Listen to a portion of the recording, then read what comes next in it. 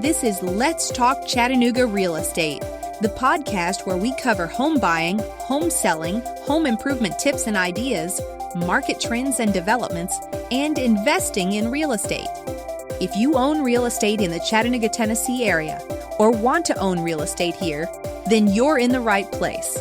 Let's Talk Chattanooga Real Estate is hosted by Blake Watson, a real estate agent and investor in Tennessee and Georgia, brokered by eXp Realty, LLC. Welcome back for another episode of Let's Talk Chattanooga Real Estate. I'm your host, Blake Watson with Epique Realty, and today we're diving into something that might not be the flashiest topic, but it's one that can have a huge impact on your wallet, your home, and your peace of mind, and that's flood zones and flood insurance. So let's start by understanding what a flood zone actually is. FEMA, that's the Federal Emergency Management Agency, has mapped out areas across the country based on the risk of flooding. And these areas are categorized into zones, and each one tells us how likely it is that flooding will occur there. You've got your high-risk zones like Zone A and AE, which are what they call the 100-year floodplains. And this means there's a 1% chance of flooding in any given year. But over the life of a 30-year mortgage, that risk would jump to 26% chance that you're going to have flooding within 30 years if you're in the Zone A or AE. Then there's Zone X, which is considered moderate to low risk. And you might think, well, hey, I'm in Zone X, I'm good, no problem, it's never going to flood. But here's the kicker. About 40% of all flood insurance claims actually come from these lower risk areas. Flooding doesn't always follow the rules. And just for some clarification, maybe this will give you some insight why being in Zone X, which is not a flood zone, you could still experience a flood situation. You see, in the insurance world, flooding is really considered surface water. It's not just because it's come from a creek or a river or some low-lying area. It can actually come off of a ridge, and we have plenty of ridges and mountainsides in the Chattanooga area. There are a lot of places where water might come down a hill and enter your house and flood your house as it's coming down a hill, even though you're not on the lowland. You don't have to be on lowland to get water coming in from the ground. That's why in this area around Chattanooga, with the topography that we have, you could have flooding coming off of a ridge that's far behind your house or near your property, because flooding is surface water, even if you're not in a 100-year floodplain. So how do you even know if your house or a property you're looking to buy is in a flood zone?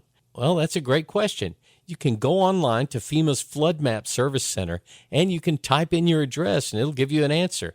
And here's the way you do that. You start at FEMA.gov, and then you select Floods and Maps, and then the Flood Data Viewer, and then FEMA's Map Service Center.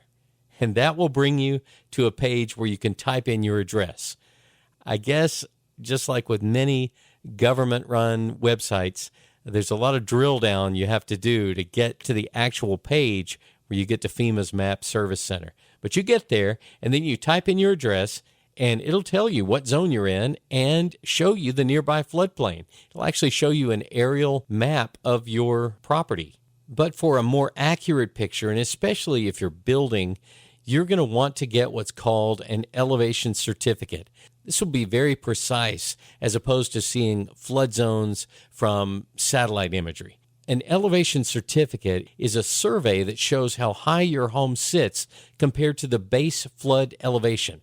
And basically, that's the level where floodwaters are expected to rise during that 1% annual chance of flood. Now, a flood certificate is prepared by a licensed land surveyor, and you can hire a number of surveying companies in the area. And I'll just let you know, I've had good experience with Niles Surveying here in Chattanooga, and they have prepared a flood certificate for me in the past on a property. And if you're buying a home, definitely ask the seller or their agent if there's an existing elevation certificate.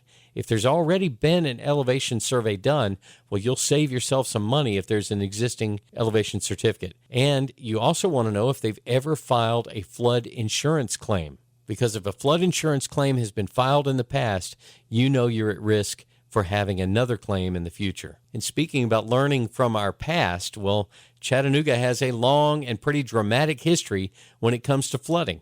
Back in 1867, just after the Civil War, the Tennessee River flooded so badly it basically drowned the city of Chattanooga. And I mean, we're talking about streets under several feet of water. And it was so bad, legend has it that the city actually brought in dirt to raise the street level downtown by a whole story. That's right. Some of the buildings you walk past downtown have old doors and windows that are bricked up underground because the original street is now the basement level. I say that legend has it because there's plenty of evidence of these windows and doors that are underground in downtown Chattanooga that lead to nothing but dirt. But I've researched it myself, and I can't find any historical account of such a massive undertaking of bringing in all this dirt to put on the city streets and raise it a whole 12 feet or more. But anyway, that's a story for a different day, and it is generally assumed that that was done. Thankfully, the TVA dam system was constructed during the Great Depression, and Chickamauga Dam was dedicated in September 1940, bringing much-needed flood control to Chattanooga and the entire Tennessee Valley. So we are thankful for the TVA dams and particularly Chickamauga Dam here in Chattanooga. If we fast forward to more recent times, we've had big floods in 1973, 1990, 2003, and even as recent as 2019. South Chickamauga Creek, which winds its way through East Ridge and Brainerd, is notorious for spilling over. And I personally have memories of the flood in 1973. My family drove along I-75 right there at the 24 split, and we could see Eastgate Mall was completely flooded, and there was even someone in a fishing boat who was out in the parking lot with a few flooded cars around.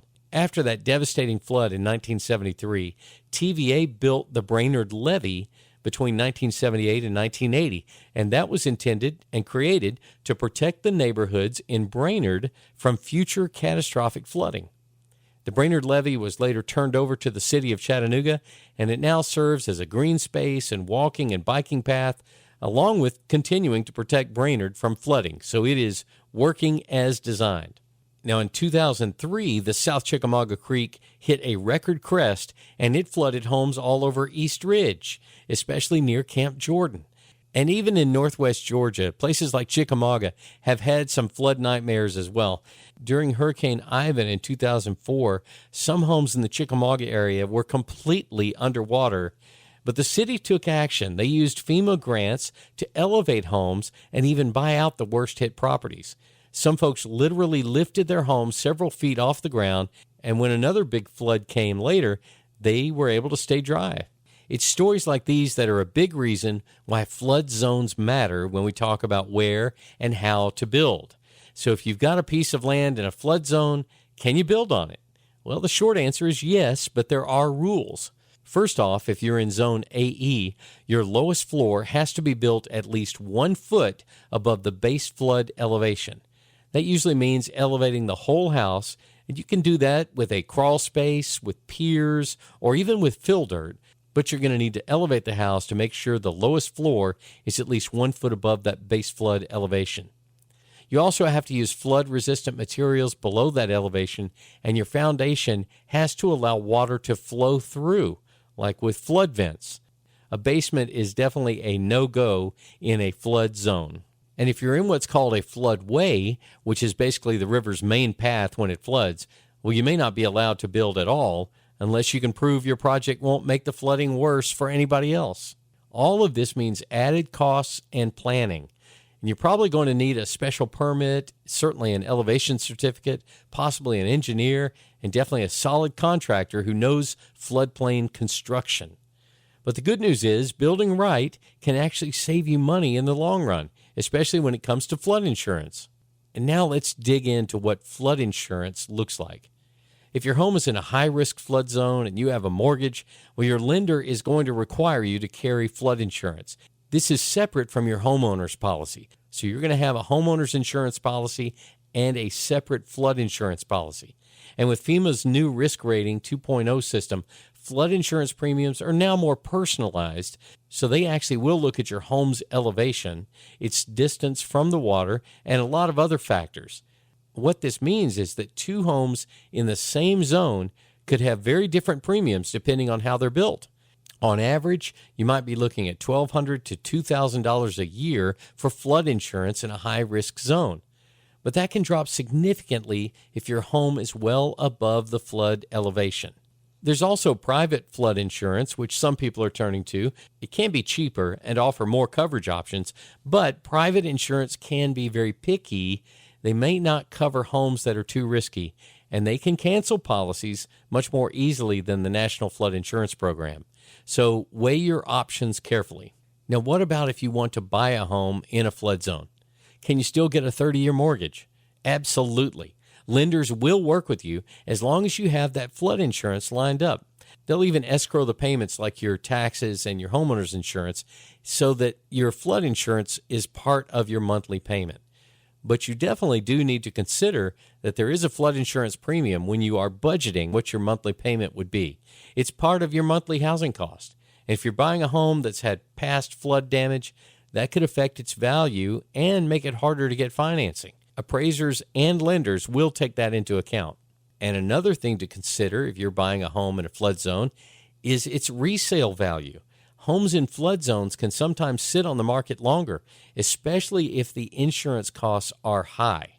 And that's why a lot of buyers ask for flood history and insurance quotes up front before they buy the house. And if you're selling a home in a flood zone, it helps to have that information ready. Not just your normal taxes and insurance, but what about that flood insurance? What is that costing you each month?